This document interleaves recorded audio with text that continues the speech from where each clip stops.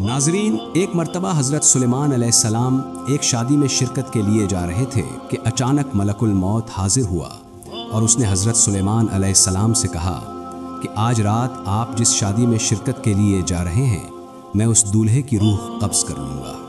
یہ سن کر حضرت سلیمان علیہ السلام کو بہت زیادہ دکھ ہوا اور وہ غمگین ہو گئے، اور پھر اس وجہ سے انہوں نے اس رات شادی میں شرکت نہیں کی، لیکن اس کے اگلے ہی دن اس دلہے کا باپ حضرت سلیمان علیہ السلام کے پاس حاضر ہوا اور ان سے شادی میں شرکت نہ کرنے کی وجہ پوچھنے لگا۔ تب حضرت سلیمان علیہ السلام کو پتہ چلا کہ دولہا بالکل صحیح سلامت ہے۔ ایسے میں ملک الموت نے حضرت سلیمان علیہ السلام کو بتایا کہ میں واقعی ہی دولہے کی روح قبض کرنے ہی والا تھا کہ مجھے واپس لوٹ آنے کا حکم ملا،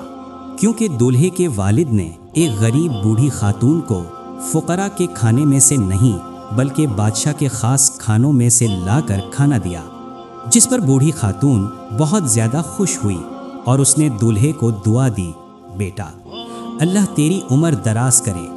جسے اللہ تعالیٰ نے فوراً قبول فرمایا۔ بے شک دعا ایک بہت ہی قیمتی تحفہ ہے جسے اللہ تعالیٰ نے ہمیں عطا کیا ہے، اسی لیے دعا دینے میں یا لینے میں کبھی بھی بخل سے کام نہ لیں۔ اللہ تبارک و تعالیٰ سے دعا ہے کہ اللہ پاک آپ سب کی زندگیوں میں آسانیاں پیدا کرے، نیکی کی بات کو سننے، سمجھنے اور اسے آگے پہنچانے کی توفیق عطا فرمائے۔ آمین یا رب العالمین۔